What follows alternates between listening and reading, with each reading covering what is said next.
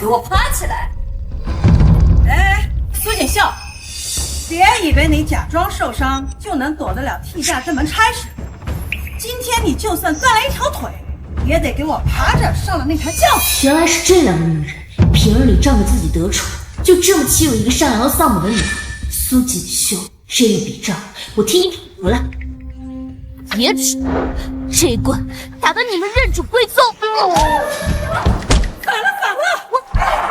报恩，我这个人最喜欢恩将仇报。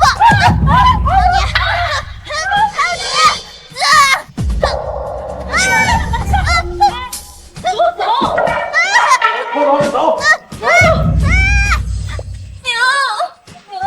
放开我！放开！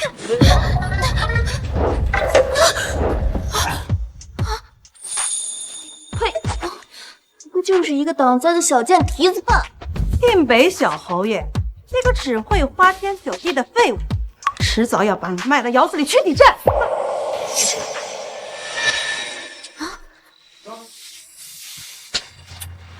我倒要看看那个所谓的京城四大纨绔到底是个什么货色！混账东西，赶紧进去！走！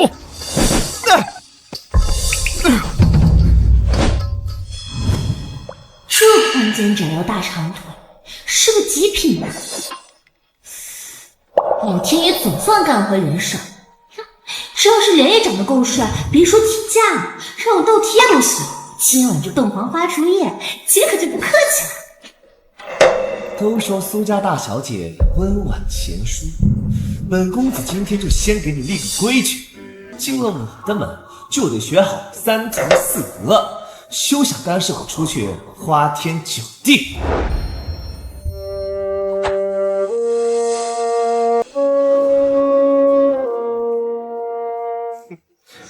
来，小美人，夫君送你一份金婚大礼。长这么一张人模狗样的脸，结果脑子里装的都是这种小贼商级别的恶作剧啊！就这还京城四大纨绔？喂，怎么一点动静都没有？不会被吓傻了吧？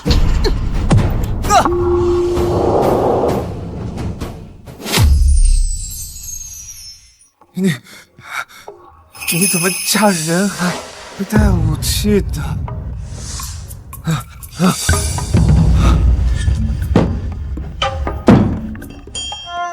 喂，啊，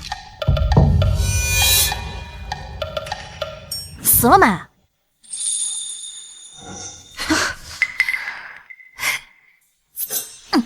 床底下睡的，长这么帅有什么用？脑子里全是一滩浆糊。这穿过来到现在，一口热乎饭都没吃上。算了，自己动手丰衣足食。哼，去厨房看看。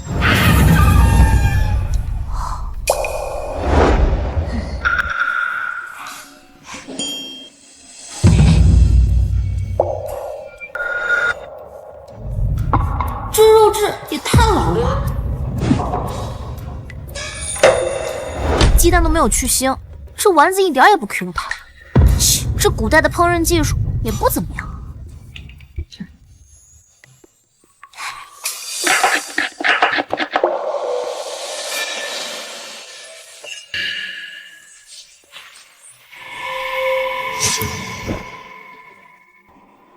谁给做饭呀？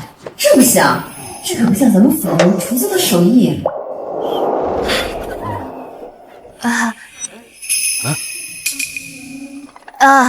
老侯爷、侯夫人，你们还没用过晚膳吧？要不一起吃点？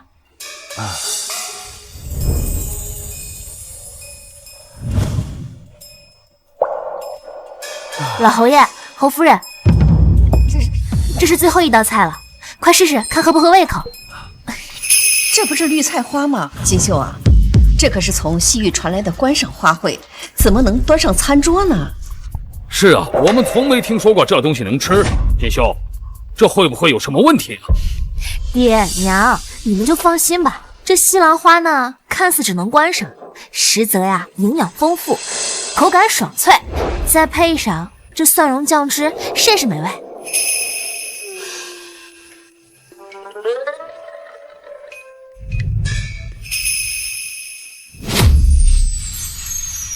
真没想到，这花盆里的观赏花卉居然能做出如此美味。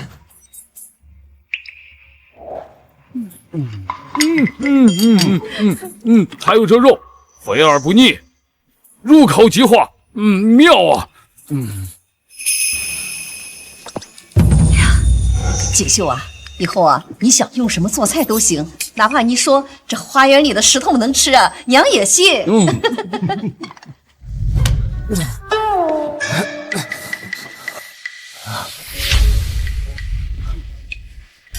你这个泼妇，竟然敢打我！是你先拿老鼠吓我的，我那是正当防卫。你还有脸说？新婚之夜用那样下作的手段对付自己的媳妇儿，像什么样了？怎样？我就是不要娶她！书呆子，无趣死了！哼，书呆子，人家是京城闻名的才女，比你这副不学无术的模样强上10000倍，你有什么资格嫌弃人家？哎呀，好了好了，都别说了。恒儿，快来尝尝锦绣做的菜。来，不吃。萧逸恒，你竟然敢浪费我做的菜！不吃也得吃，没有人能拒绝我米其林大厨的料理。你什么你？这是什么味道？怎么会这么好吃啊？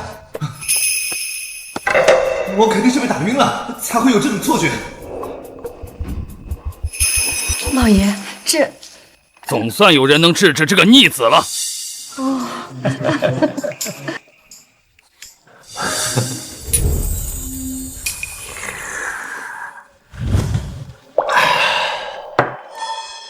一个书呆子还想在我面前翻天，立马被我收拾得服服帖帖的，做了8个好菜讨好我。我听说呀，这皇太后厌世许久，这皇上心急如焚，张榜天下，寻能人异士，为这个皇太后啊开胃解忧，这治好了赏金1000两，加官进爵呀。这好呀！哎，小小，我记得嫂夫人她不是会做菜吗？让她去试试呗。她要是做不出来，就得在全京城人面前丢人现眼。她要是做出来，这功劳那都不得记在你头上呀。让那个泼妇去宫里出丑，这主意不错啊。走，接皇榜去。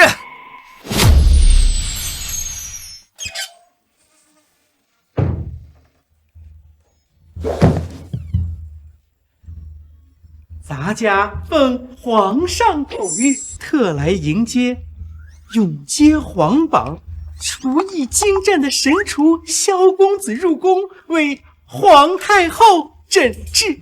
皇榜诊治？公公，你找错人了吧？是吗？那萧公子床头放的又是什么？萧公子，咱家可得提醒你，皇太后凤体安危，乃是国之大事。你接了皇榜，若敢说不会做菜，那便是欺君之罪。到时候，整个定北侯府都会跟着你遭殃。你个逆子！哎呀，公公，求求你，犬子只是一时糊涂，喝醉了才犯下如此大错。哎呀，求公公在皇上面前给求求情吧。侯夫人，咱家劝你还是省省吧。欺君罔上，那可是灭门的死罪，咱家担待不起。来人呐！在！萧夜戏耍皇榜，藐视君上，证据确凿，咱家万他绑了，当众天牢，听候圣上发落。慢着！哎呀，公公，你说这是不是有什么误会啊？别动！皇榜在此，人也在此，能有什么误会？哎呀，这榜虽然是我夫君接的，但菜将由臣妇来做。这俗话说得好，夫为妻纲，所以妻亦可为夫解难，应该不算欺君吧？小野恒，哎呀，我陪你一起去。哎呀！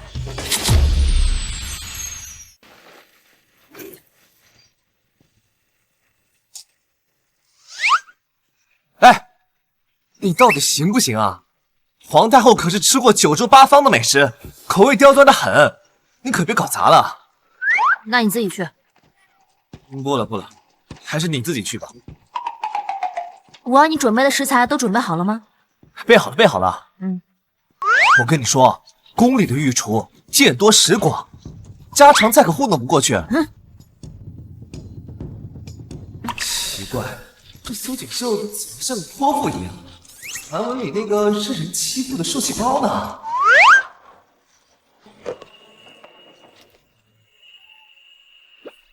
这不是萧大公子吗？我还以为接了皇榜不敢出门了呢，没想到还真的来这里了。赵文宇，钱飞，你们昨天两个是不是故意害我？萧兄，我们也是替你出主意啊，谁知道你还真的去接榜了。萧兄，你还真带媳妇儿来做菜呀？你走遍京城所有酒楼看看，有哪家是女人当大厨的？呀，这就是苏家的那个小受气包呀！就他这小身板，还下厨，别开玩笑了。我看他连铁锅都端不下来了。啊！我的手！端不端得动铁锅不好说，但教训你这种东土子，那还是绰绰有余的。听见没？以后眼睛都给我放亮点，再敢惹我，我就让我娘子打断你们的腿！苏锦绣，萧野恒，赵兄，稍安勿躁，我有个远房亲戚，正好在御书房弄差。哼，那到时候就看你的好戏了。皇上万岁！太后万福！启禀皇上，听闻太后凤体欠安，臣心急如焚，愿臣所带的厨师能够率先为太后娘娘谢意。李师傅曾赴洋游学多年，精通东洋料理。臣也愿为太后分忧。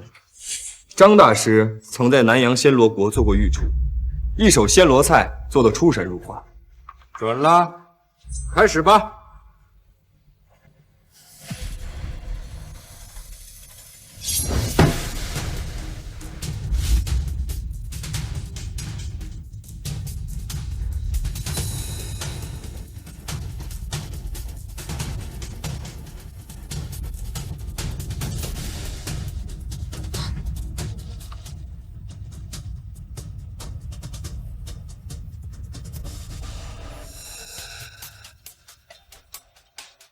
这寿司饭颗粒分明却无粘性，这冬阴功汤连最基本的鱼露都没放，就这还敢自称大师？不过是学了点皮毛的花架子。好大的口气！你怕是连寿司都没见过，就在此大放厥词？就是，这冬阴功汤是暹罗皇室秘方，岂是你一个妇道人家能懂的？装贻笑大方！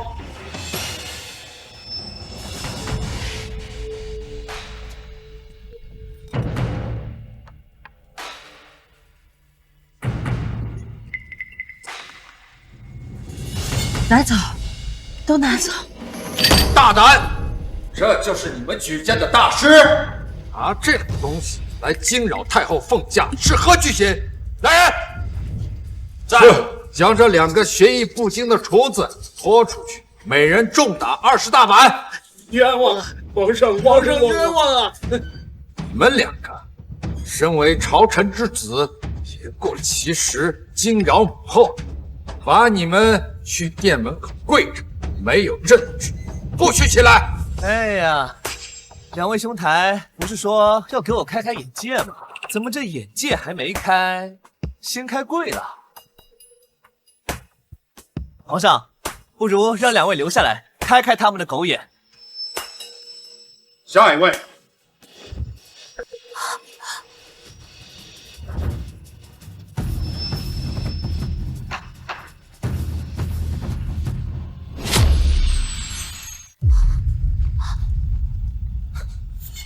怎么会这样？我准备的时候明明都是好好的，这怎么半天都没有动静？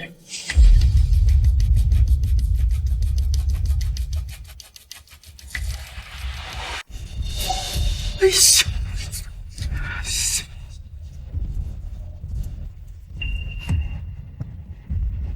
启禀皇上和太后娘娘，我们不是不愿意献菜，而是我们准备的食材全部被人动了手脚。宫中禁地，谁人如此大胆？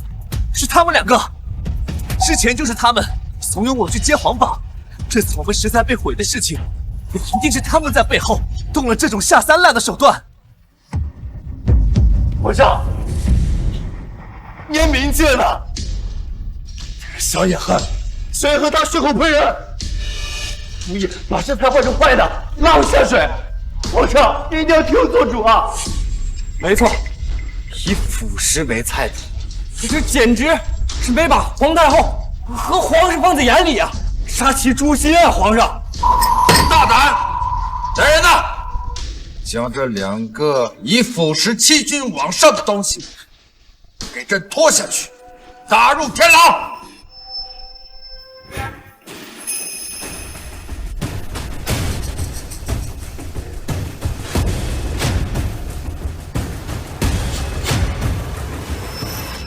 皇上息怒，此事我有办法。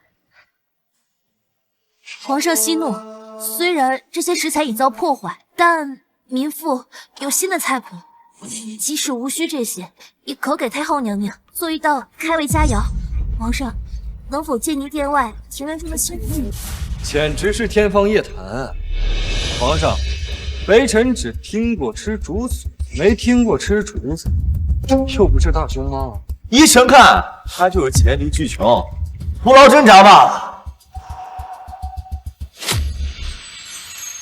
用竹子做菜，哀家活了大半辈子，倒是第一次听说。皇帝，不妨就让他试一试。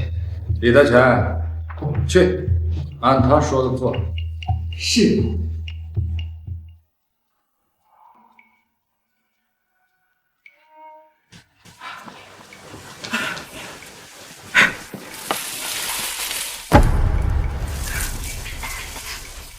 谢陛下。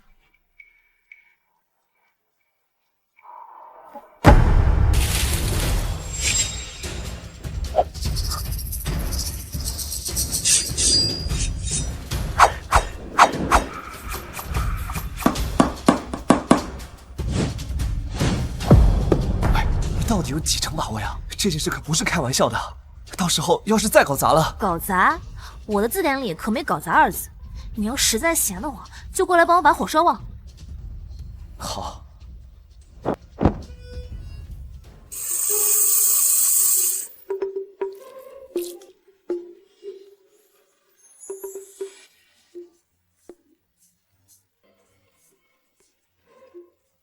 哼，装神弄鬼，把米塞进竹子里，这算什么菜？乡野村夫的吃法就比不开，就是。皇太后何等金贵的脾胃，怎会吃这种乱七八糟的东西？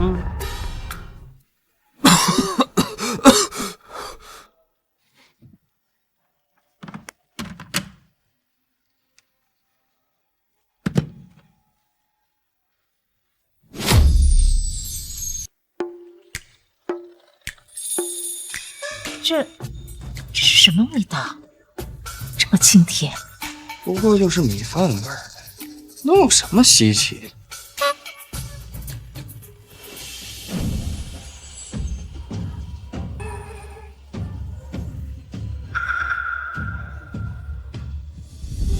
这道菜名为碧竹藏针金镶玉。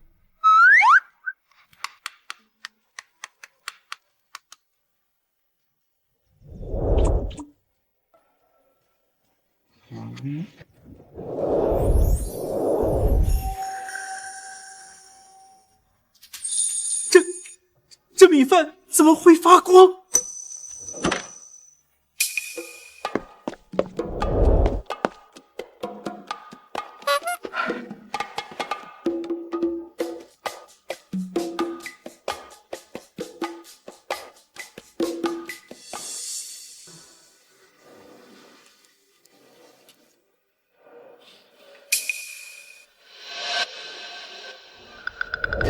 来人呐！书呆子还是搞砸了。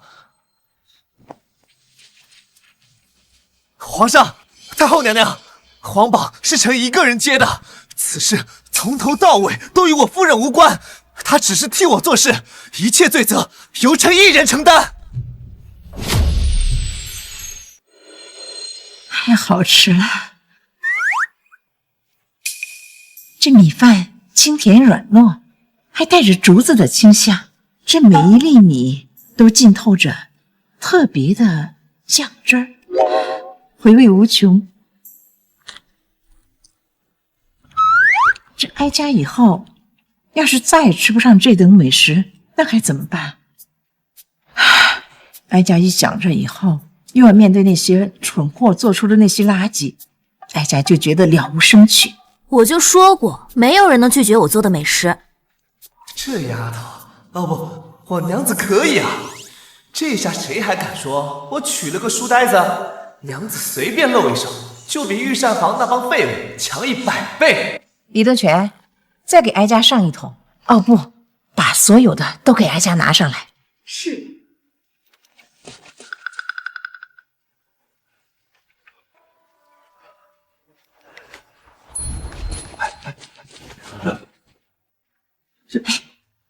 都放哀家这儿。啊！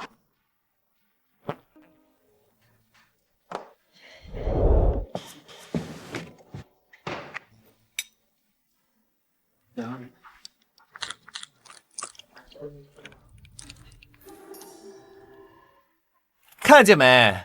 我娘子做的饭，连皇上想吃都得靠边站。你那些东洋南洋的大师傅呢？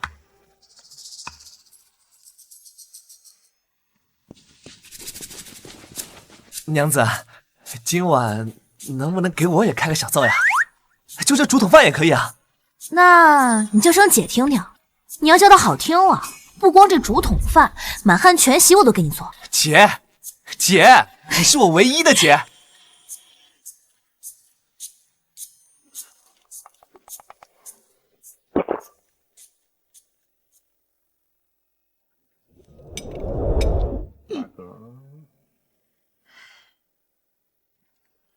看到你，就想到了哀家的锦儿，也该是你这般年纪，她要是能吃到这般美食，那该多好。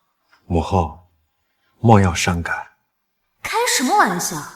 留在宫里说错半句话就可能掉脑袋。我好不容易死而复生来古代度假，可不想被关起来，傻子才答应。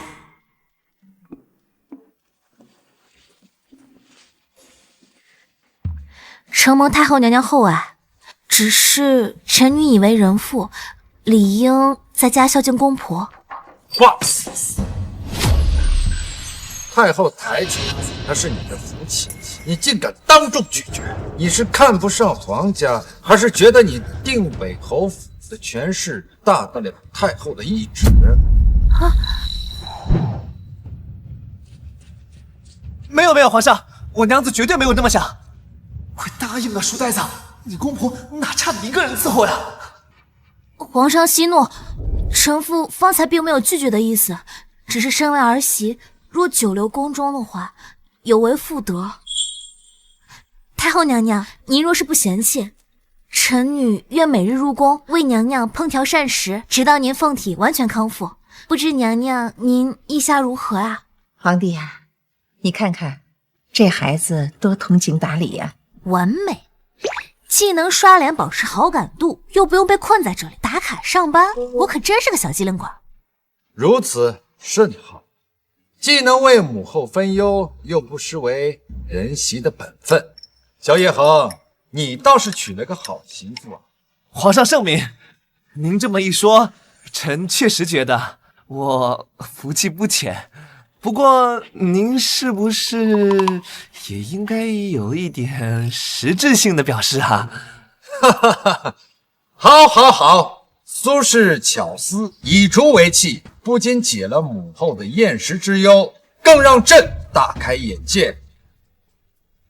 传朕旨意，赏定北侯府黄金100两，珠宝2箱，另赐萧夫人翡翠金钗1对，以彰其功。是。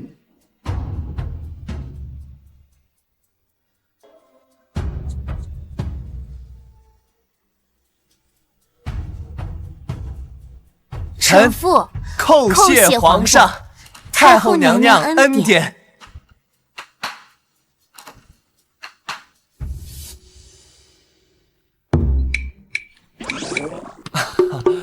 皇上，您这赏赐是不是漏了点什么东西啊？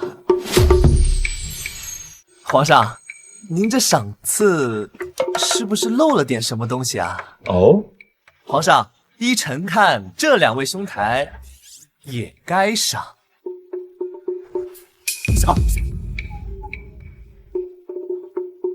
皇上，不如就赏他们把大师做的美食都吃光吧，这样也算不浪费粮食，为国分忧了。准了，吃不完不许走。好孩子，今天若不是你力挽狂澜，恒儿这颗脑袋可能已经搬家了。恒儿，锦绣比你有本事，比你沉稳，以后家里家外你都要听他的。儿臣遵命。锦绣，我们已经把回门礼准备好了，保证你在苏家赚足了面子。我才不想回去，我才不回去。好他个苏正远，这分明是看不起我们家恒儿，配不上他那宝贝嫡女。岂有此理！我们锦绣在家肯定受气啊！这群狗眼看人低的东西，他们看不起我也就算了，还看不起我娘子。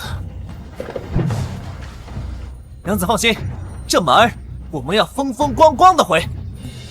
我要让全京城的人都看看，你苏锦绣嫁给我萧叶恒，是享了天大的福气。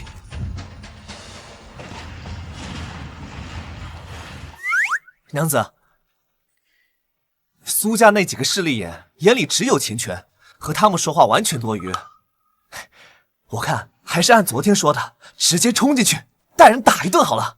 不许再叫我娘子。我们不都成亲了吗？你再叫，那明天蟹粉小龙、佛跳墙就都省了吧？啊，别呀，秀姐，这还差不多。啊，对了，侯爷不是说要带上那个琉璃盏吗？你带了没？哎呀，瞧我这记性，我这就回府去取，再带几箱珠宝过来，务必要让回门礼的排场再大一倍。你先拿着礼单进去等我，有什么事直接打回去，打残了、打废了，有相公给你兜着。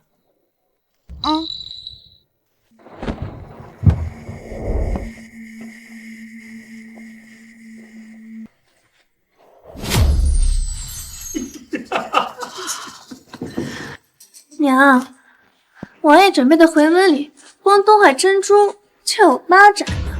哎，王爷说了，就算我是侧妃，也不能让我委屈了。我柔儿就是有福气，赵王爷那可是皇亲国戚。瞧瞧，还有人亲自陪着送来，多体面呢。我都说了，他忙了就不用过来。但是呀，这3日之后非要亲自来接我回家。是啊，不像有些人，这回门连夫君的影子都见不到，还真是让人可怜呢。莫不是大姐姐在侯府不受宠，小侯爷连这点脸面都不给你们？那赵王爷如此清醒，怕是在朝中不得志吧？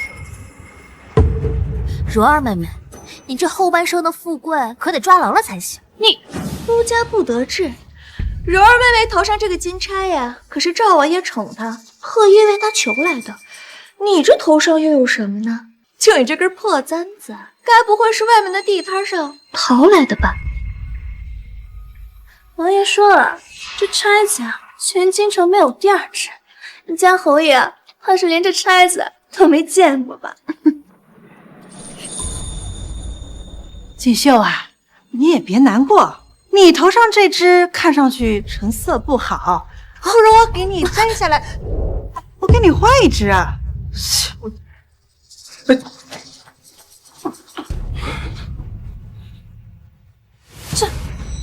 这钗子怎么这么像传说中的凤栖羽啊？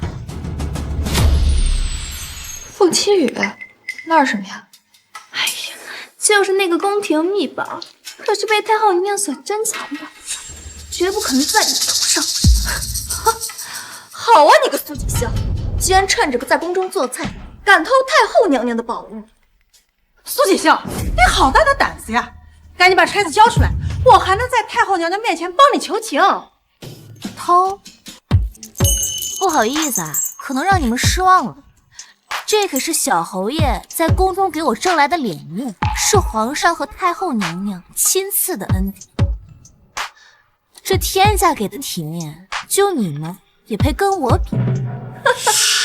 你胡说！你这个贱人，这一定是你用什么阿杂手段骗来的吧？反了天了！我看你是翅膀硬了。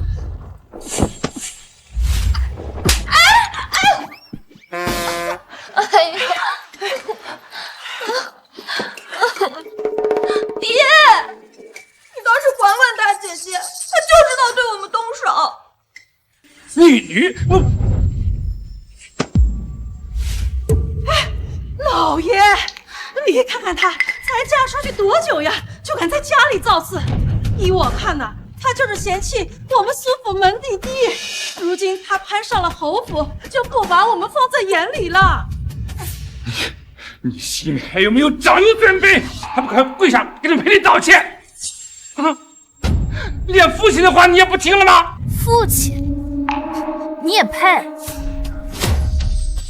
您真是贵人多忘事，难道忘了我死去的娘亲了吗？当初我娘病死在床上的时候，你又在哪里寻欢作乐？当初我被他们像货物一样抬进花轿的时候，你又在哪里袖手旁观？一个对我娘亲的死漠不关心，对我受的欺辱视而不见的人，不配被我称为父亲。妹妹金枝玉叶，我轻轻碰一下就倒。林娘慈爱善良，伸手就要抢我的御赐之物。还有你，不分青红皂白，抬手就要打人。别把你们这些见不得光的嫉妒心说得这么冠冕堂皇。嫉妒？是嫉妒你一个人回门，还是嫉妒你拿那个破簪子冒充什么御赐之物？你要真的能有什么御赐之物的话，怎么会连一件相应的回门礼都没有呢？就是啊，这小侯爷不陪你回来也就算了，这回门礼总得带回来吧？怎么，定北侯府穷的揭不开锅了吗？好呀，既然大家都这么想要看回门礼，那我就让你们看看，这个是侯府准备的礼单。苏老爷，请过目吧。一张废纸应当回门礼，真没想到你竟然连夫家的人心都笼络不好啊！回门这么大件事，你就讨厌这么一张废纸来？这张苏家脸丢尽了你！哎呀，还妄想跟我们柔儿妹妹比呢？你看看人家带来的，那可都是上等货色。你不过就是一介弃妇，拿一张破纸来糊弄我们，真当我们是傻子，把我们当叫花子一样糊弄是吗？锦绣啊，你也别怪大家说话难听。你看看柔儿，她多讨人欢心呢。你再看看你，从小到大，不是看书就是发呆，难怪小侯爷会冷落你。说起来，你这闷葫芦的脾气啊，真随了你那早死的娘。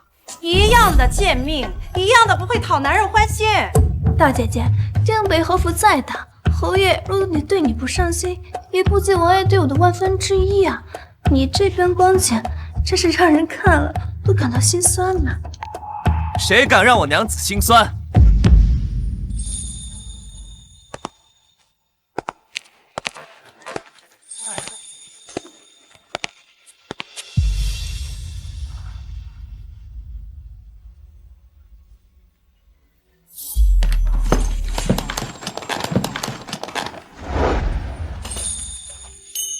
这家伙还真把库房给搬来了，真是个不嫌事儿大的活宝。刚才就是你说我娘子比不上你，睁大你们的狗眼看清楚，什么狗屁赵王，一个八竿子都打不着的远房宗室，也好意思称皇亲国戚？我爹手握北境30万兵马，是圣上跟前红得发紫的人。那赵王爷见了我，也得点头哈腰的叫一声小侯爷。我告诉你们，他送的那点破东西，也就够我家的马垫垫脚。我娘子的这些回门礼，随便一箱就购买他那座破王府了。小侯爷，是大姐姐推了我在先，我们也是怕她嫁进了侯府，失了礼数不是？二姐姐，你别怪大姐姐，大姐姐也许是一时心情，所以才神清气盛的。是啊，小侯爷都是误会，我就是教训这些不懂事的女儿，怎么敢冒撞你呢？不敢。娘子，秀姐是不是受欺负了？嗨，我没事儿，别大惊小怪的。还不是他们欺负我？欺负我娘子，这是在教你们怎么做人。我确实就是欺负你们了，但我今天的事，只不过是你们之前对我的所作所为加倍奉还罢了。好啊，你们这帮畜生，平时竟敢这么对我娘子！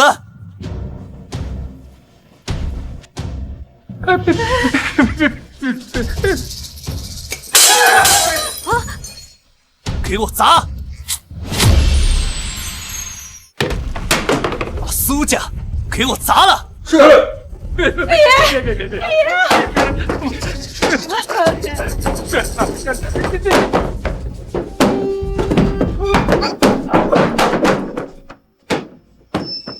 停！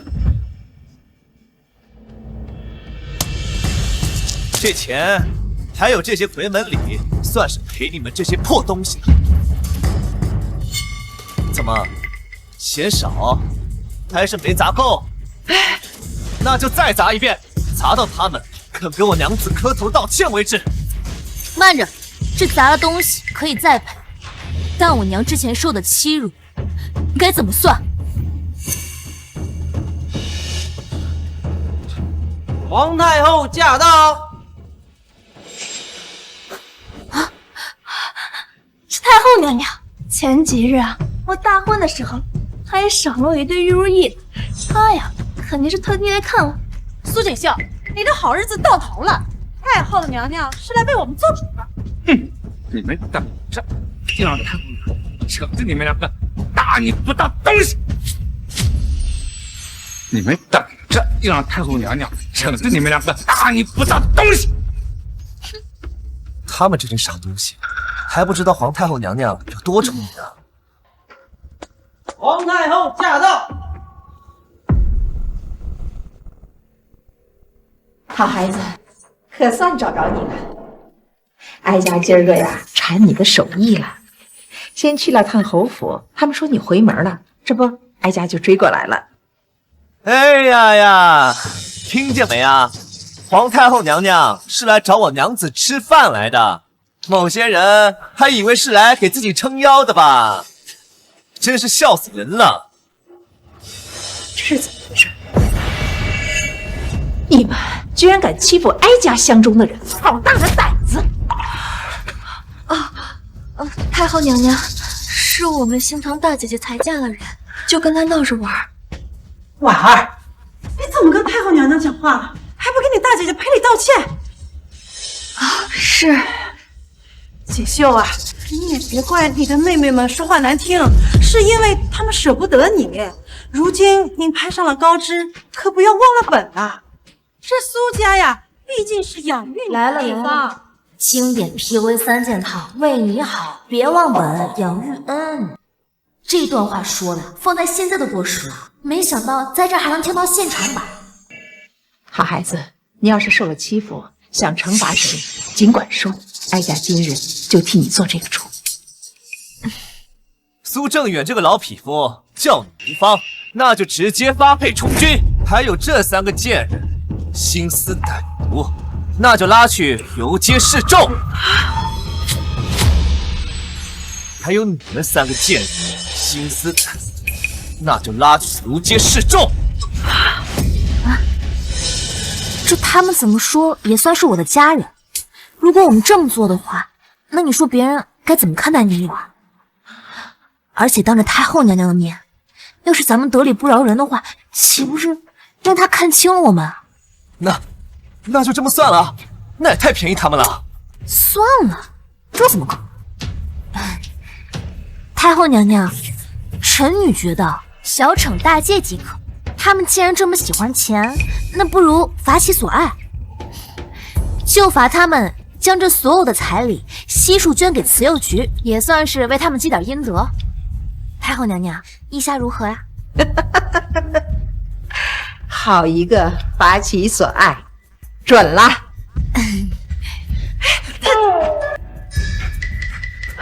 臣遵命，多谢太后娘娘恩典。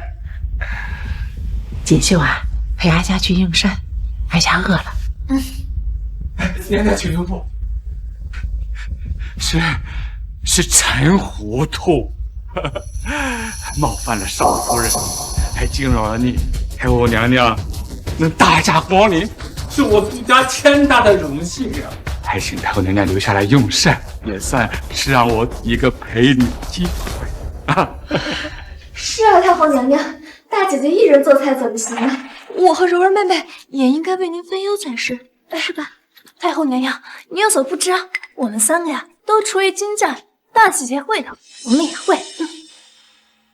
那好，那你们姐妹3个一起准备吧。锦绣啊，今儿个做什么好吃的呀？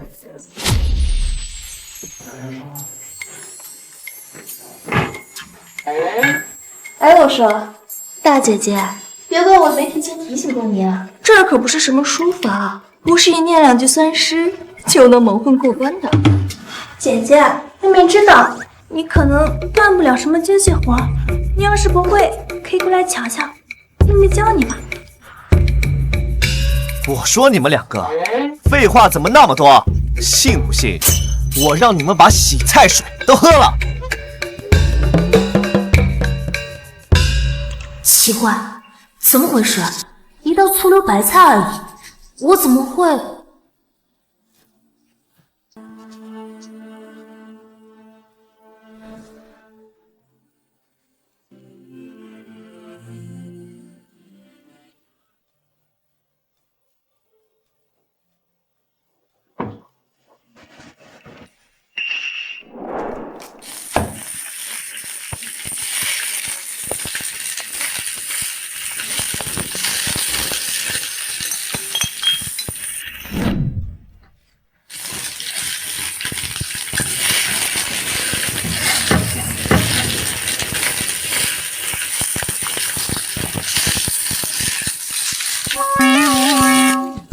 这是什么新菜式？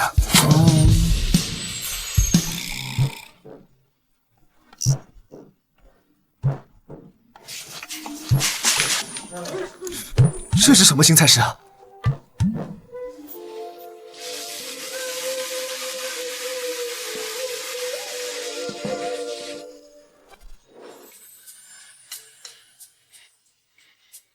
哇，这道菜看起来不错，不如由我端上去吧。我年纪小，该我端。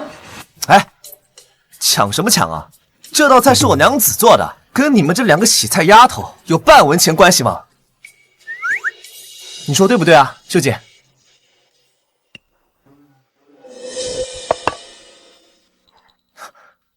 秀姐，怎么了？是累着了吗？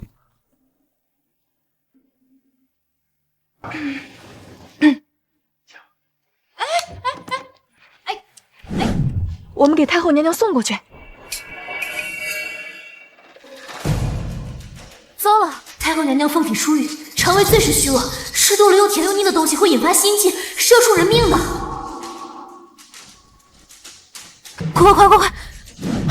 快去拦住他们！快去拦住他们！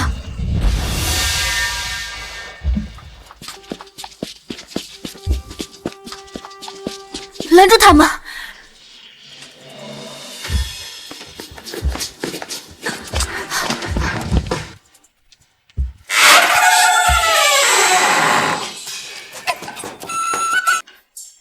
太后娘娘，您快尝尝这个呀，是臣女为您做的，保证比大姐姐的手艺还好。哎，你胡说！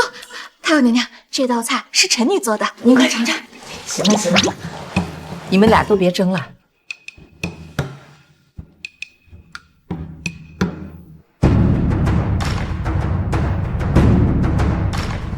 太后娘娘，这菜不能吃。太后娘娘，这道菜是苏锦绣做的，一定是她做出来陷害我们的。是啊，太后娘娘，这道菜从头到尾都是大姐一个人做的，我们姐妹俩连锅边都没碰过。太后娘娘息怒，这道菜是臣做的。太后娘娘有所不知，是臣非要缠着娘子，教我露2手，本想给你个惊喜，没想到学艺不精，才做出了这个，冲撞了您，是臣的罪过。这道菜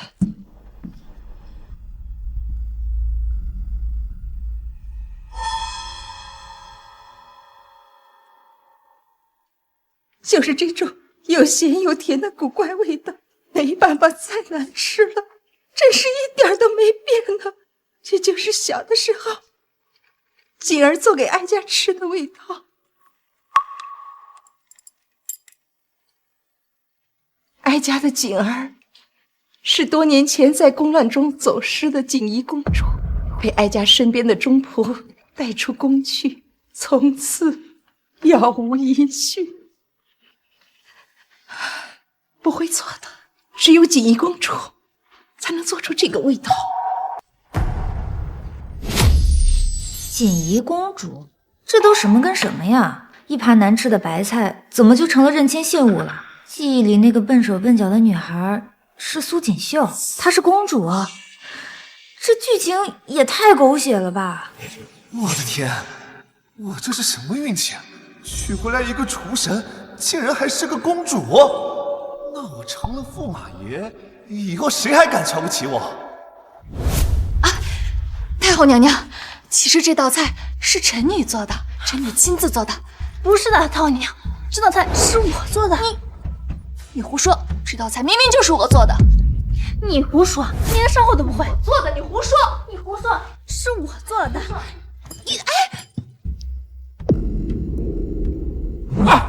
太后娘娘明鉴，老臣老臣想起来了，当年宫乱，老臣见不得婉儿跟柔儿流落街头，才将他们领回府中抚养。是啊，太后娘娘，锦绣是臣妇的孩子，是臣妇10月怀胎生的。哎呀，您看看婉儿和柔儿，他们的眉眼气度，哪一个不像金枝玉叶呀？他们2个当中啊，定有一个是您失散在外的亲生骨肉。行了，都别演了。他们2个算哪门子的公主？都给我听清楚了，这道菜从头到尾都是我娘子苏锦绣做的。够了，你们都给哀家住嘴！哀家懿旨，3日后在宫中设宴，你们姐妹仨当着哀家的面再做一次村里晚餐，孰真孰假，到时便见分晓。这道菜啊，一定是失传已久的宫廷秘籍。我要是能做出来的话，那我以后岂不是就成公主了？二姐姐，我们高兴的太早了，这道菜啊肯定绝好吃，我们根本做不出来。到时候万一在太后面前出了丑，我们就彻底完了。谁说让你们自己做了？娘，那您的意思是？百味斋的胡大厨，一手御膳的手艺，那是出神入化。明早我就派人重金去请他。娘的意思是偷梁换柱？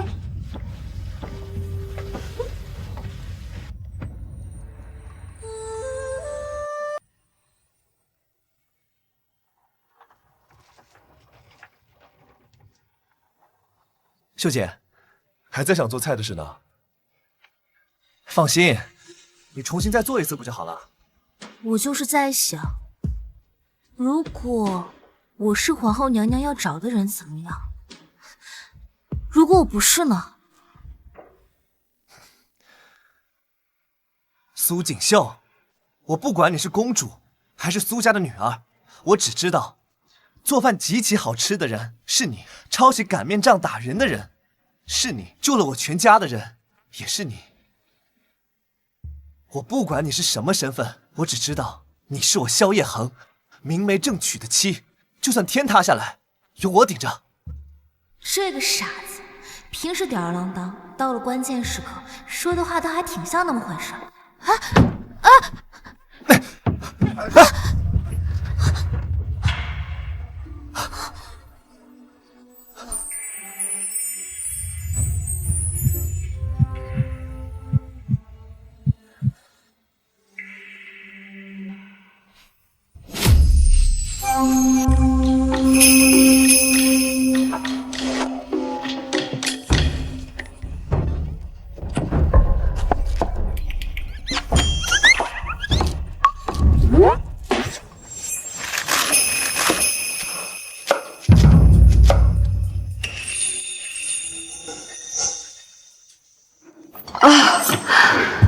太后娘娘，臣女愚钝，这自制的酱料忘了带，还请臣女速速取回。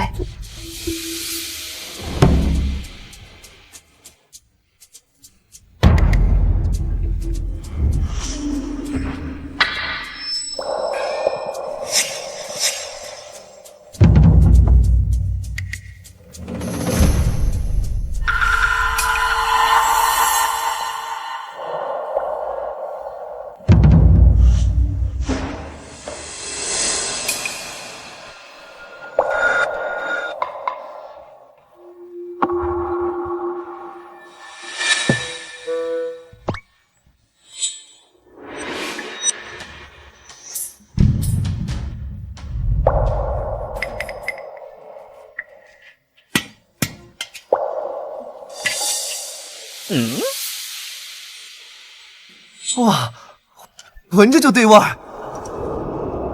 不对，太后娘娘要的不是这个。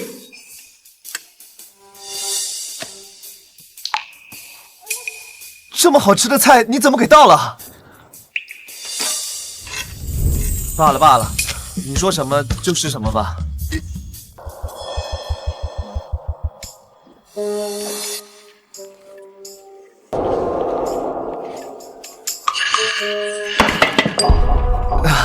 我不是故意的。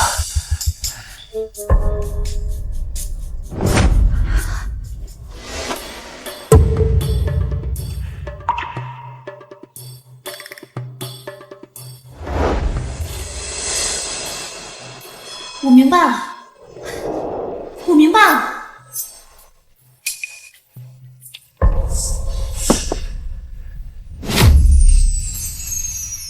完了完了，他这是被我气糊涂了，开始破罐子破摔了。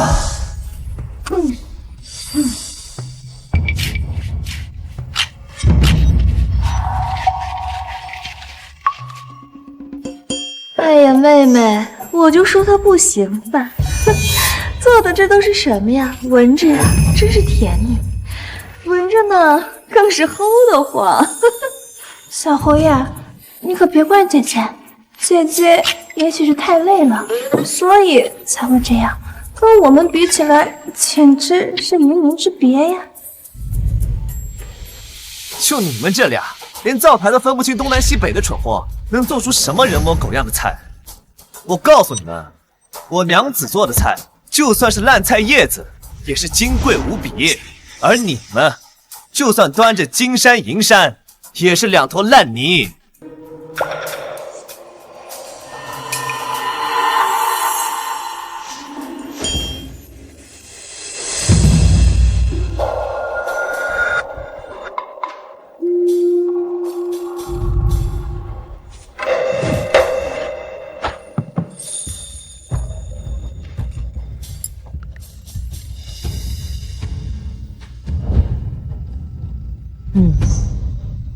不错，火候和调味都属上乘。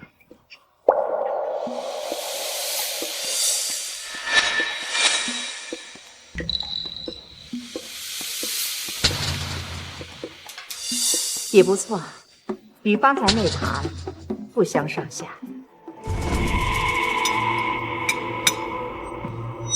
你们做的味道都不错，但不是哀家想要的。撤下去吧。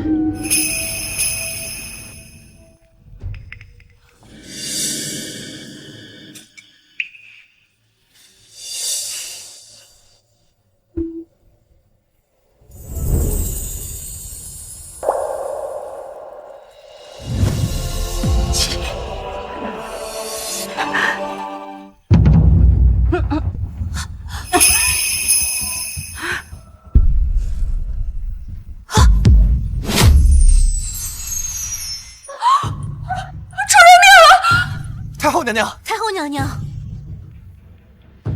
都给朕滚开！母后，母后，快传太医！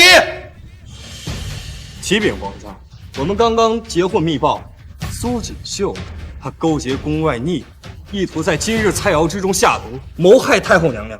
一派胡言！上次的教训还不够吗？竟敢再次血口喷人！皇上，这是臣在逆党巢穴之中搜到一份信件，这上面清清楚楚地写了逆党与苏锦绣的联络暗号，他就是要趁这次斗除行不轨之事。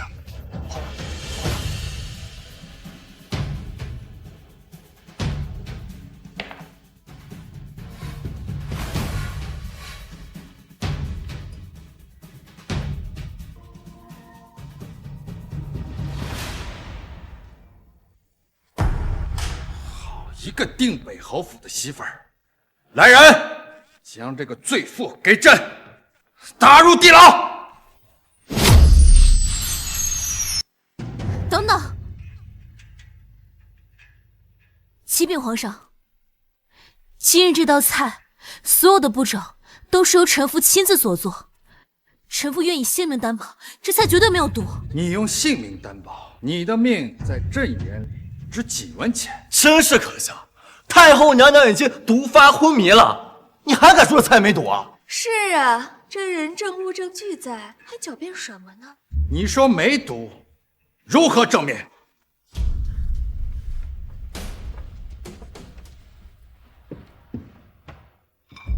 慢着！你快住手！这是我们唯一的办法。唯一的办法？你当我是死人吗？我相信你。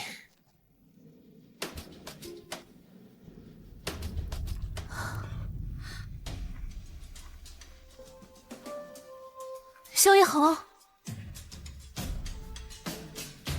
你们看，我也吃了这菜，我这不……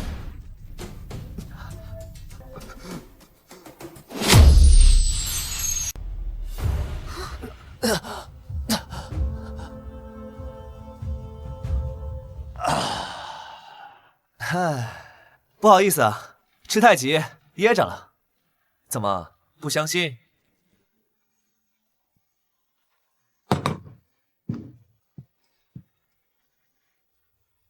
嘿哈嘿哈可偷眼，猴子投降。嘿，哈，快别在这丢人现眼了！现在最要紧的是太后娘娘。皇上，您看，臣现在的身体依然壮的能打一头牛，所以这菜肯定没有毒。启禀皇上，太后娘娘应该是在别的地方中了毒，毒性延缓，现在才发作而已。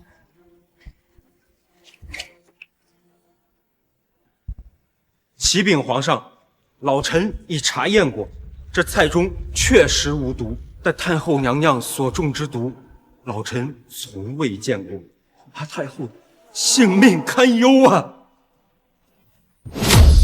兄弟，来人，拖出去斩了！慢着，皇上息怒，臣女之前在一本古籍中看过类似的记载，这种毒跟太后娘娘的症状大概相似。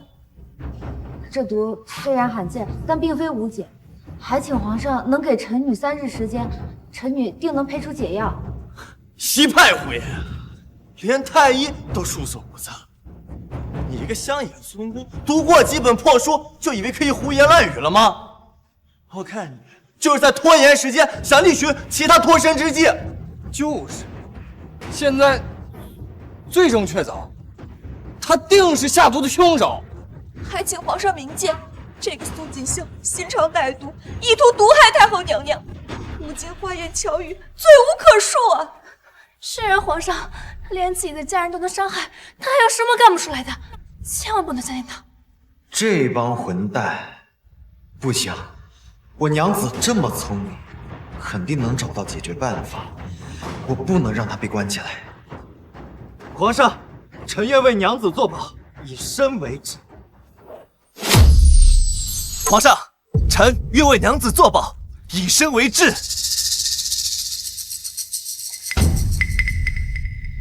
您可把我关在宫里，若太后娘娘有任何闪失，您不用审，可直接把我拉出去斩了。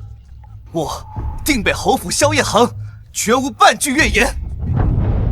这傻子，他知不知道自己在说什么？用自己的命换我一个出去的机会。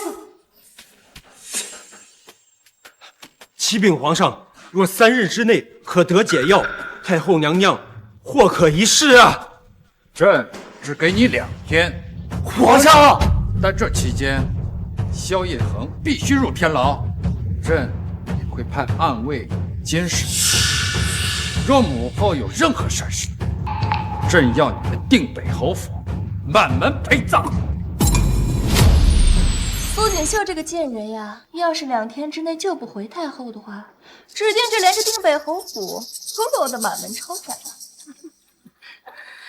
哎，小侯爷也被困在天牢当人质了。我听说赵文已经跟玉帝打点过，得好好照顾他们。死是他们最好的归宿，省得影响我们婉儿、柔儿当公主。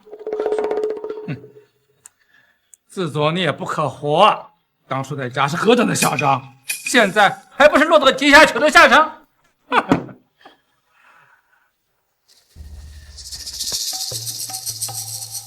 锦绣，这可怎么办啊？恒儿疼啊！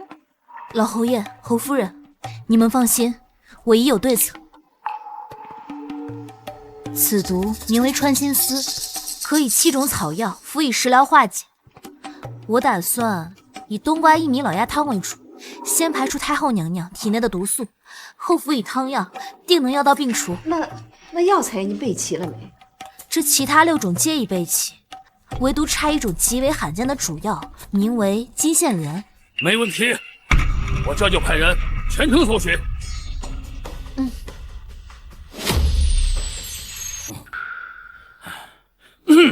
岂有此理！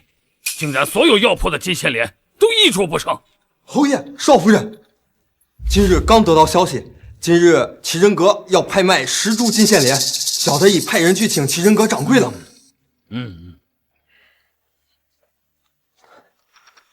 小人拜见侯爷，拜见少夫人。不知侯爷今天召小人前来，有何吩咐？少废话，你们店里今日是不是有批金线莲？本侯全要了。哎呀，侯爷，您怎么不早说呢？什么意思？就在半个时辰前，金线莲全部被一位客官买走了。买走了？是啊，那位客官拿市价3倍的黄金，把我店里所有的金线莲全部买走了。你知道那人是谁吗？那位客官戴着斗笠，看不清面容，付完金子匆匆就走了，小的也不敢多问。可恶！这买的太巧，走得太急，就仿佛一切都像算计好的一样。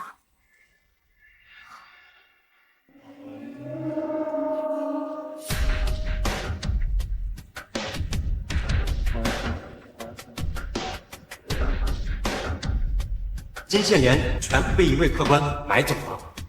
巧合太多，就是预谋，有人在给他们通风报信。而那个能自由出入宫又能轻易接触的赵文宇等人，是他！快一点，再快一点！萧夜恒，你这个傻子一定要撑住！逆贼萧夜恒，毒害太后，罪大恶极，国法不容，斩立决！潇潇啊，别愁眉苦脸的嘛，安心上路啊。至于你那小娘子啊，我们这做兄弟的，当然会替你好好照顾她。没错。哎呦，萧兄啊，我保证，未来嫂嫂一定不会感觉到寂寞。说不定啊，明年的今日，我还抱着你的儿子上坟给你上炷香呢。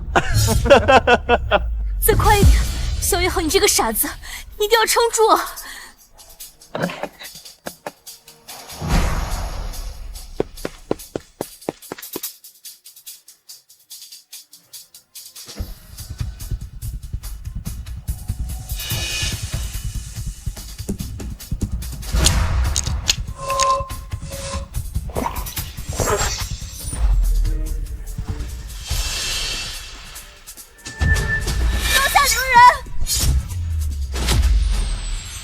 皇上，刀下留人啊！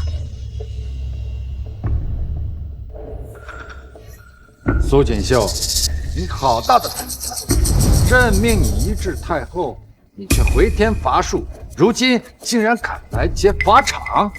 皇上，毒害太后的另有其人，还请皇上明察。明察，人证物证俱在，你还在此狡辩？好。朕就成全你们这对亡命鸳鸯。来人，将这个妖言惑众的罪妇一并拿下，与萧夜恒一同处斩。是。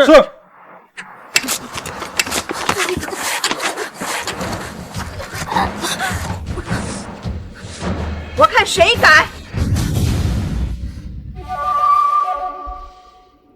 哀家的人。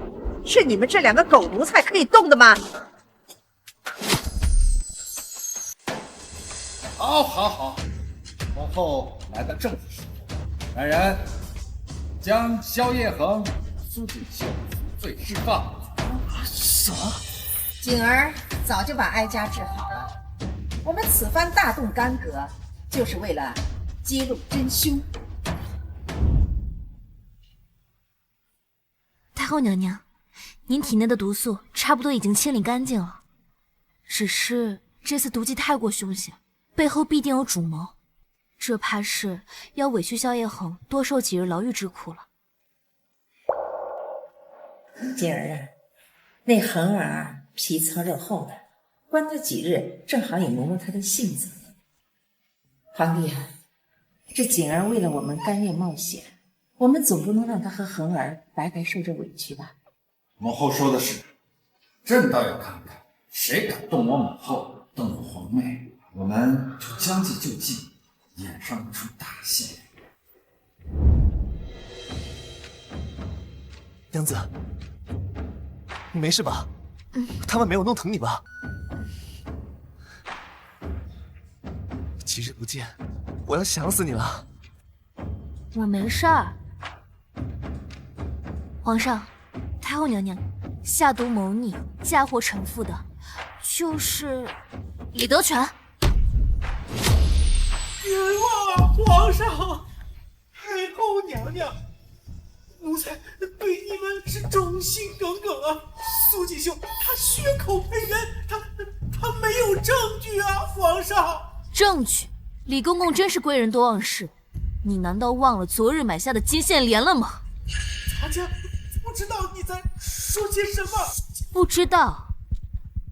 皇上、太后娘娘，臣妇之所以能锁定这李公公，并非凭空臆测，而是因为臣妇昨日将一种混有特殊香料的金线莲卖入了奇珍阁。这分明是有人暗中捣鬼。公公，您先别急，这敌人看似是断了我们的药，实际上是给了我们一条能钓到大鱼的线。此话怎讲？我有办法能让他自己暴露。公公，你能否叫您最信得过的家丁过来？来人，叫王忠过来。侯爷，少夫人，这里是石珠金线莲，你即刻去趟奇珍阁，找到掌柜的，就跟他说你有急事要私下出手金线莲，价钱好商量，但务必一定要让他收下。是少夫人。另外还有最重要的一点，我在这药包的夹层里啊，涂抹了一种我秘制的香料，味道极淡，常人难以分辨。那我们怎么追踪呢？我可以追踪。锦绣，追踪探查，危机四伏，这可不是儿戏啊！公公，你是不是忘了我是一名厨师？这有些时候吧，我的鼻子可比眼睛灵多啊。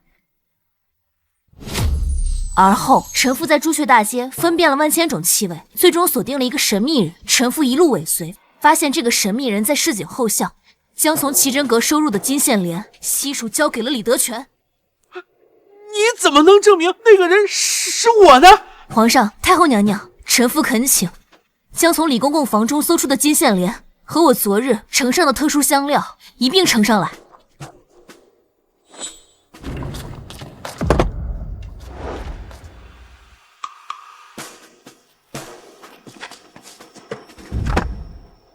大家看，我所特制的香料就在这第3排的右数第3个。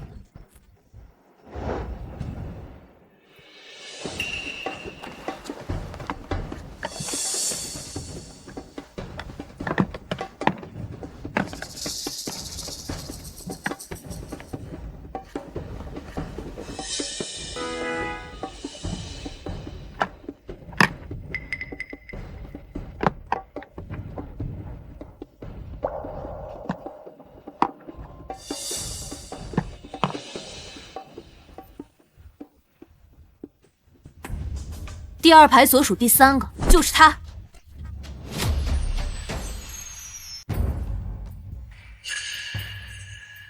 臣妇还闻到这把手上也有淡淡的香料味道，还有一丝墨香味，应该是银票的味道。李德全，如果我没猜错的话，你收的封口费应该还在你的袖中吧？皇上，奴才该死，是他们拿奴才家人们的性命相要挟，逼我这么做的呀！皇上饶命啊！胡说！你叛胡人！皇上明鉴，分明是畏罪，想拉我们下水，还敢抵赖！来人，将这3个逆贼打入天牢，大刑伺候！朕要让他们知道什么叫生不如死！皇上饶命啊！我说，我全说，我们背后的人是。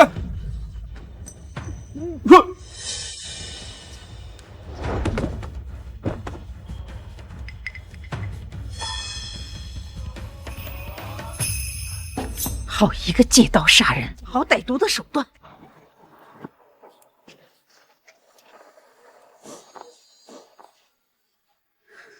皇上、太后娘娘，他们应该早就被下了毒。看来这幕后之人不仅想要灭口，更想要向我们示威。线索全断了。哎，查了半天，又回到了原点。不，我们没有回到原点，至少我们知道了一件很重要的事：这川心思是西域奇毒，所以这幕后主使定与西域有关。平西王世子袁绍安，3年前他他曾以游学的名义在西域待了整整1年，回来后他还整天炫耀他那些奇珍异宝呢。那这么说的话，肯定就是他了。平西王手握西境兵权，素有谋反之心。若此事真是袁绍安所为，那他们的目的绝不仅仅是陷害我们那么简单。太后驾到！太后娘娘，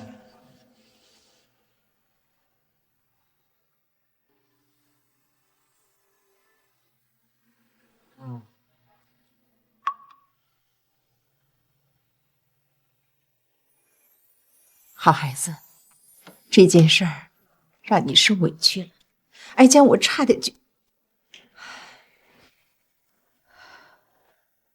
姐儿，你放心，不管他是谁，哀家定会让他碎尸万段。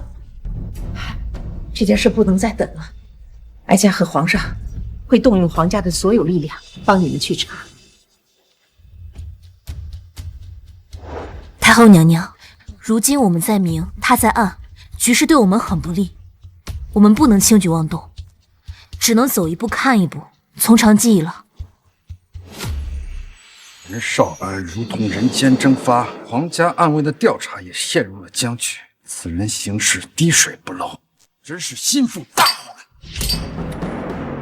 皇上，敌不动我不动，越是这种时候，我们越不能自乱了阵脚。姐儿说的对，但是我们也不能什么都不做。越是在这个时候，越是要向外界展现我们对景儿和定北侯府皇家的恩宠，以震慑宵小。母后说的是。朕决定下月初8为锦儿举办公主册封大典，昭告天下。另外，再以驸马之礼为你和萧夜红筹办一场大婚。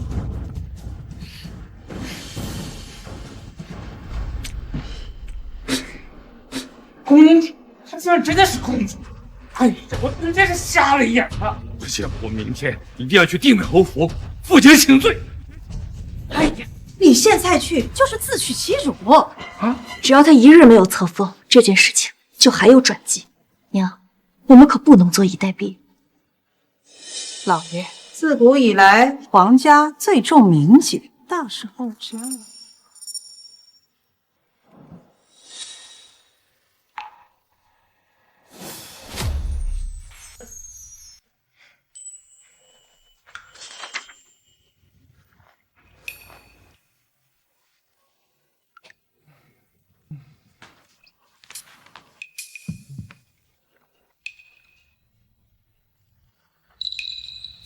小侯爷，少夫人，不好了！慌慌张张的，发生什么事了？外面都在传，说少夫人您说我什么啊？说您在苏府时曾与一名丛书生有染，并非完璧之身，还说的有鼻子有眼的，现在整个京城都传开了。岂有此理！竟敢如此污蔑我娘子！定是苏府那几个混蛋干的！我这就去苏府，把那几个长舌妇给宰了！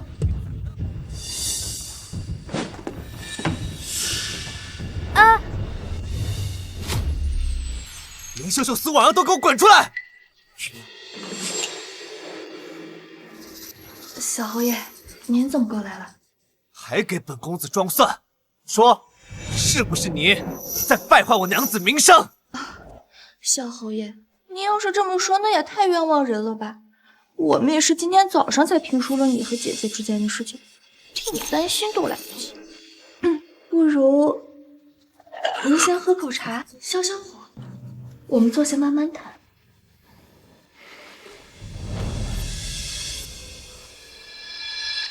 算你还有良心。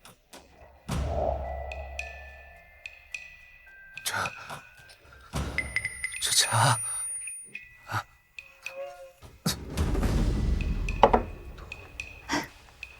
小侯爷，我看您今天也累了，不如我们就休息在苏府。婉儿今天会好好服侍您的。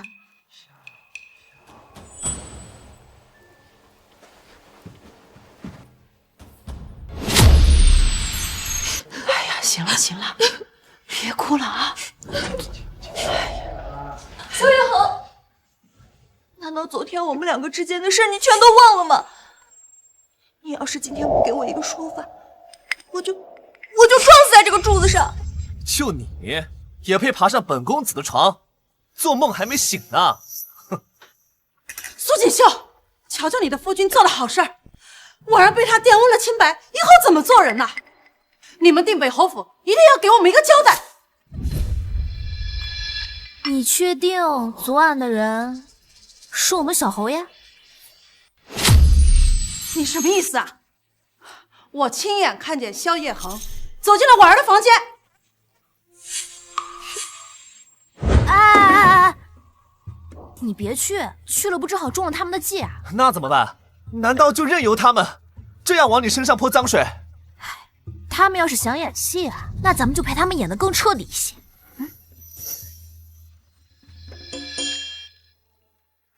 好，就这么办。我倒要看看他们最后怎么收场。来人，把人带上来。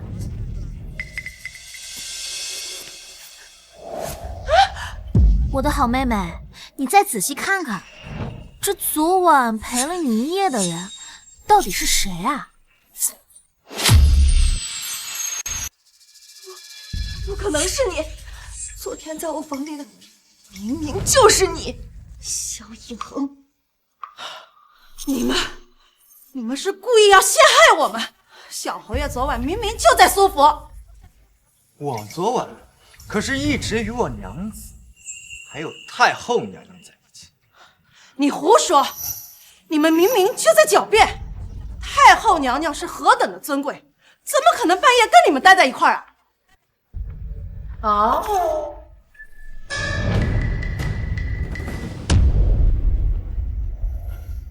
哀家怎么就不可以和自己的女儿和女婿待在一起呢？昨夜哀家与锦儿和恒儿商议大婚事宜，怎么，你们有什么疑义吗？太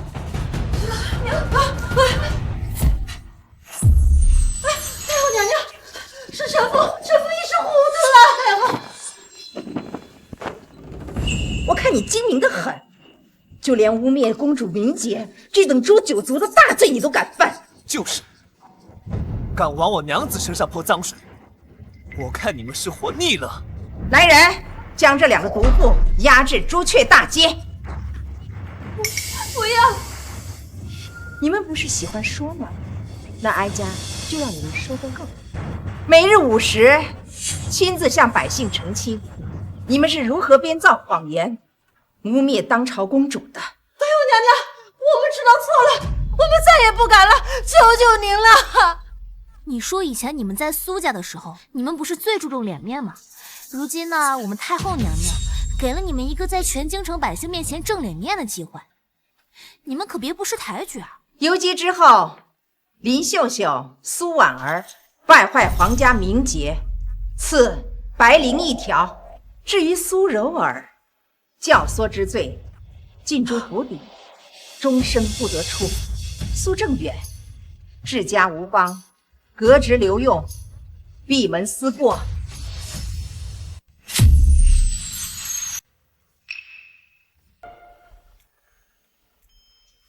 小侯爷，少夫人，苏家主他负荆请罪，跪在府门外了。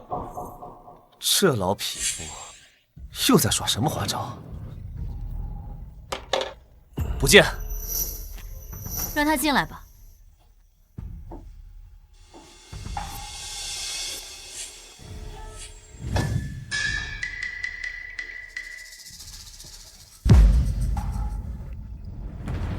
罪臣苏正远拜见公主殿下，拜见小侯爷。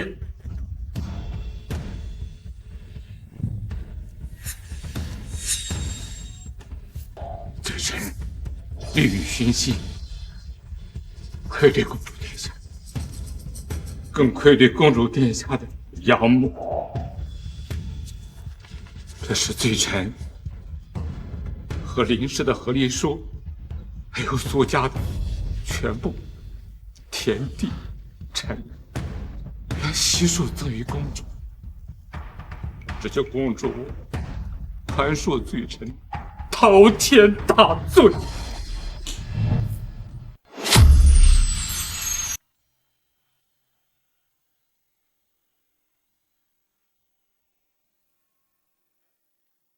这些我不要。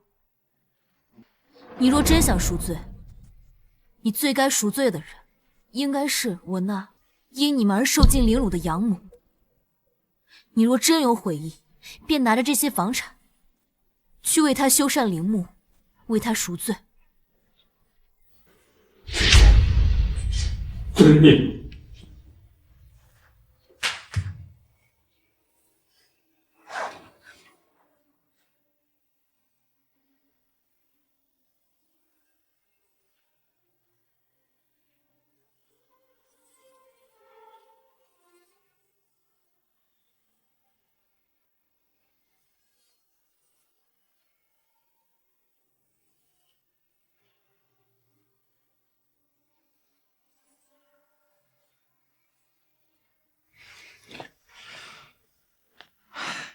娘子，那样的家不要也罢，以后这里就是你的家。恒儿说的对，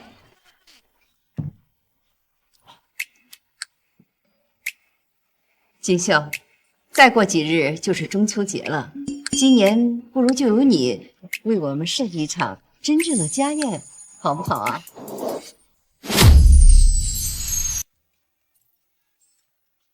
老侯爷常年镇守北境，口味偏重，最爱大口吃肉。那道炙烤羊排定能让他满意。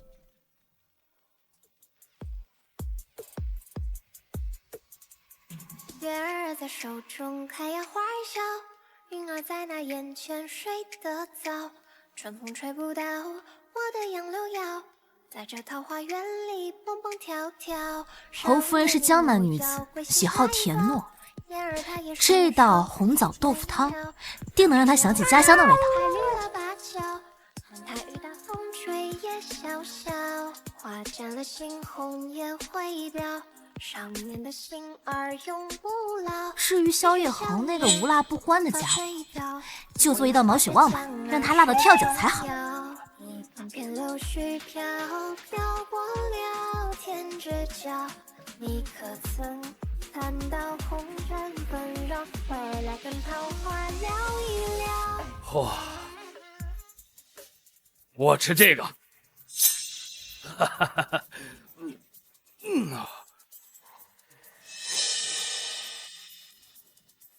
这肉串外焦里嫩，肉质丰腴，比军营那些伙夫烤的强上10000倍。哈哈哈哈哈哈，痛快！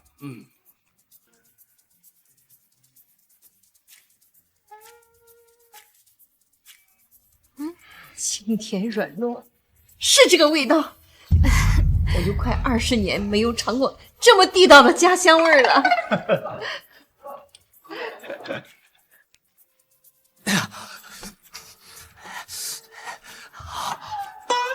够劲儿，娘子，你这手艺真是绝了。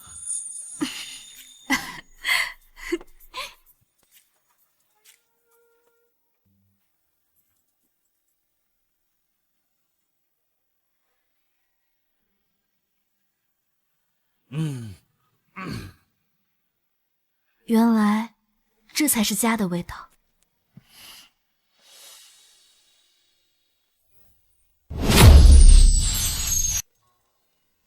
这几日天气热，给大家炒个莴笋浆浆糊。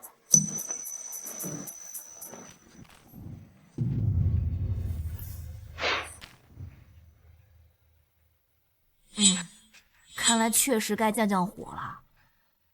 你不是去参加陈世郎的宴会了吗？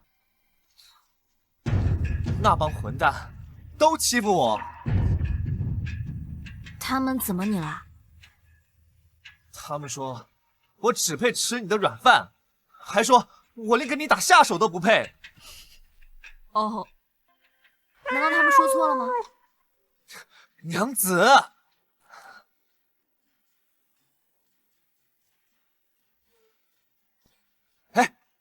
娘子，你教我做菜吧。什么？教你？我要学一道最厉害的硬菜，然后亲手做给那帮孙子吃。我要让他们看看，本少爷不只会吃。哎，就做东坡肉吧。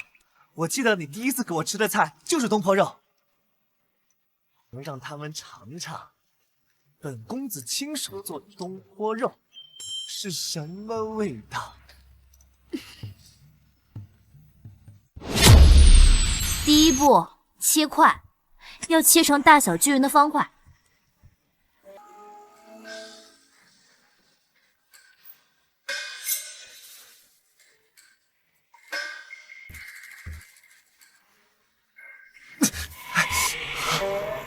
啊！这刀怎么不听话？笨死了！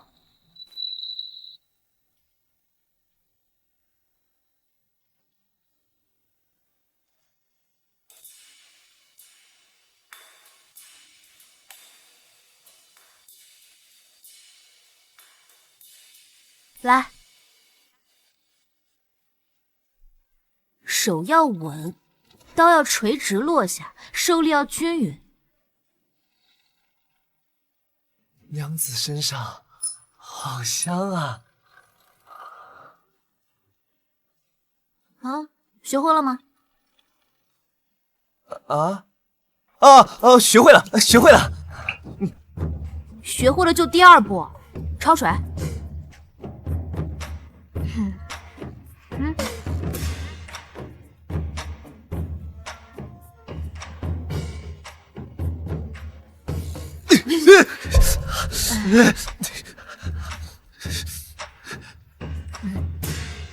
第三步，炒糖色。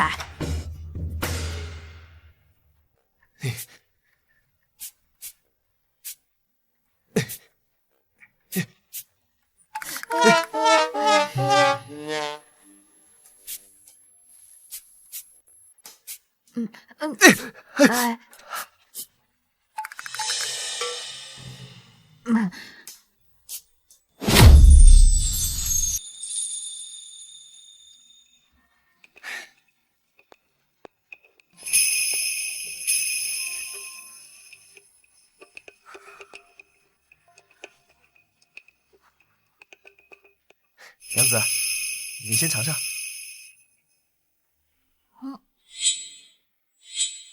肉质软糯，咸甜适中，虽比不上我做的，但已经相当不错了。还行，没把厨房烧了，算是成功了。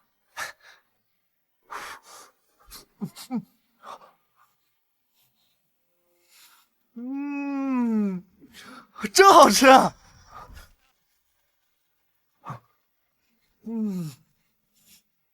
原来自己亲手做出来的东西让别人喜欢，是这么有成就感，这么有意思的一件事情。寒食过烟雨笑，不夜后正好，又是一年彩霞世界暖阳照。萧一恒，怎么了？我觉得吧，你虽有极致，但根基不稳，长此以往，如再遇上袁绍安那种老谋深算之辈，很难有胜算。所以从今日起，你的玩乐时间没了啊！那我干什么？我亲自教你学识。至于武艺，我想老侯爷应该很乐意亲自教导你。你教我？你一个女人家的，我能教你书本上没有的道理。你要不信可以不学。如果不学，会怎么样？不学的话，什么鸡翅膀啊、水晶糕啊，通通没有了。我学还不行吗？先生在上，请受学生一拜。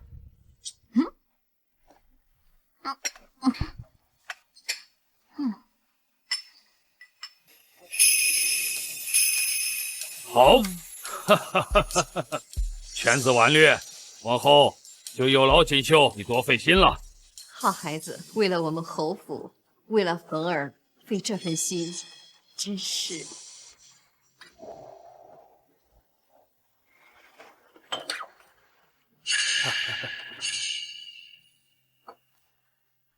爹，娘，好孩子，快起来。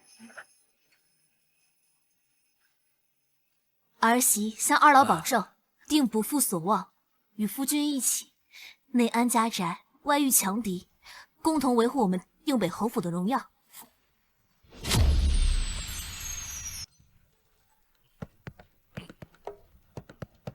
定北侯府的男人必须是文武双全。加马步1个时辰。1个时辰，爹会死人的。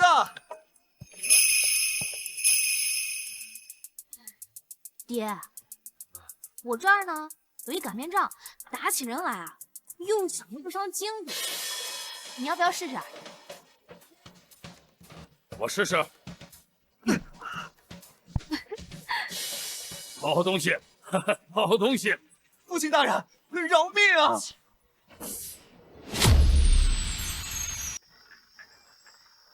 我们脚下的土地啊，并非天圆地方，而是像这冬瓜一样，是个球球。球？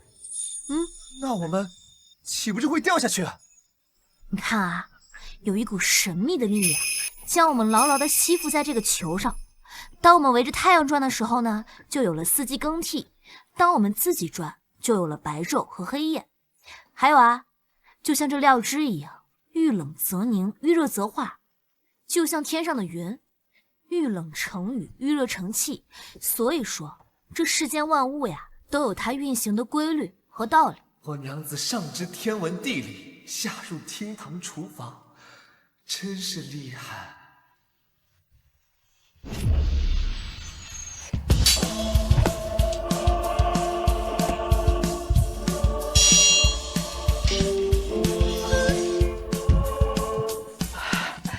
好啊，恒儿这招式里不仅有勇，更有谋了，再也不是之前那个只知道横冲直撞的莽夫了。好小子，总算没有把我这张老脸丢尽啊！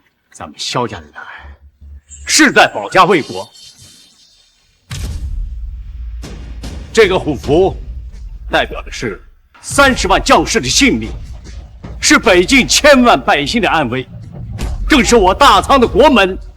顾崽子，今天在太后娘娘的见证之下，这担子我便交给你，你敢接吗？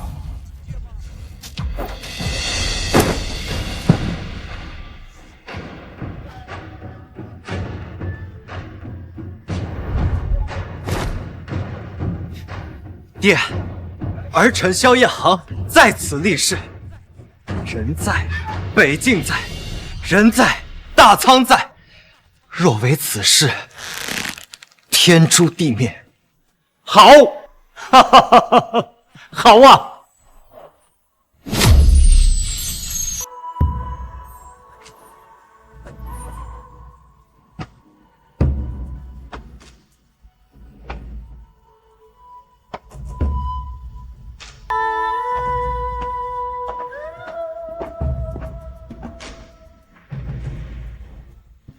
奉天承运，兹有苏氏锦绣，乃朕失散多年的皇妹，品性高洁，德才兼备，今特恢复其踪籍，册为锦仪公主。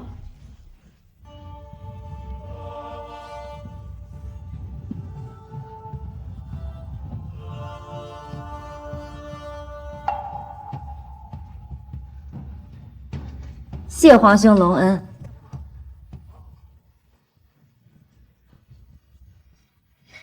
谢母后厚爱。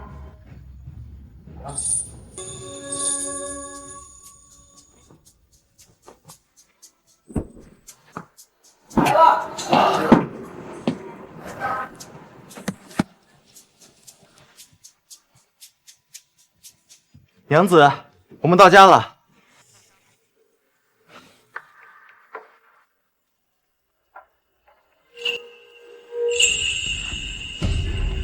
人呢？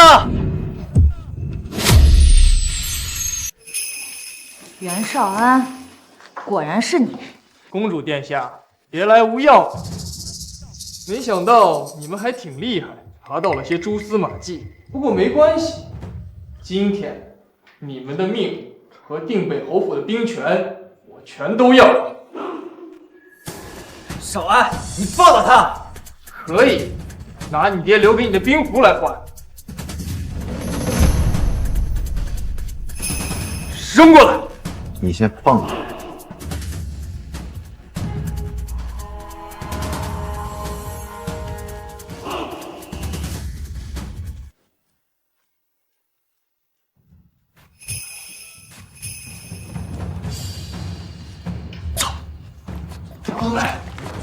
萧夜恒，你还是太嫩了。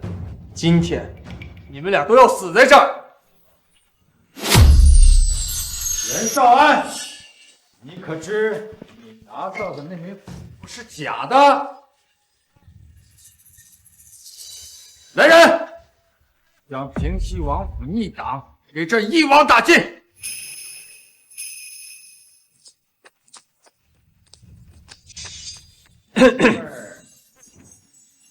怎么回事？吉时都快过了，小侯爷人呢？不会是又出什么岔子了吧？这孩子真是跑哪儿去了，一点都不让人省心。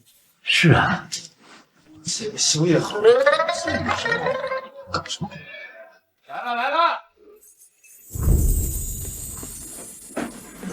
娘子，让你久等了。娘子，让你久等了。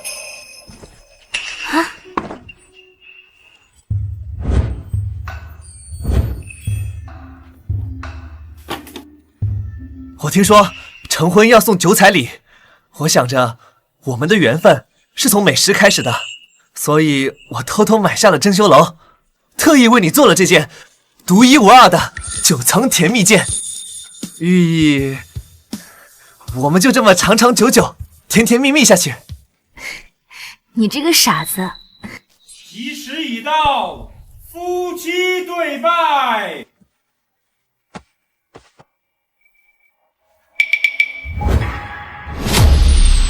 吉时已到，夫妻对拜。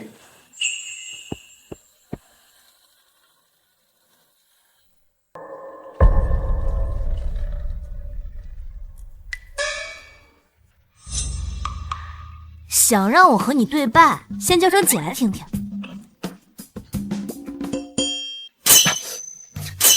别闹了，大家都看着呢。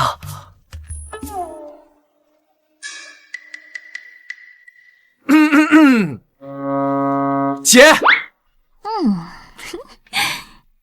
拜。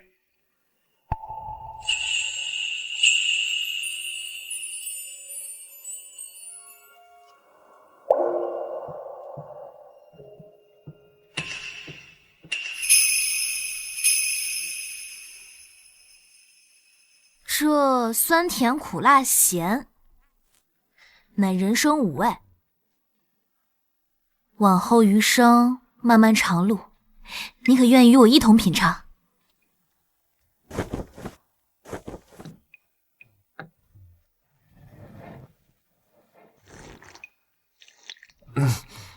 昨夜角楼有东风，春心泛秋意上心头。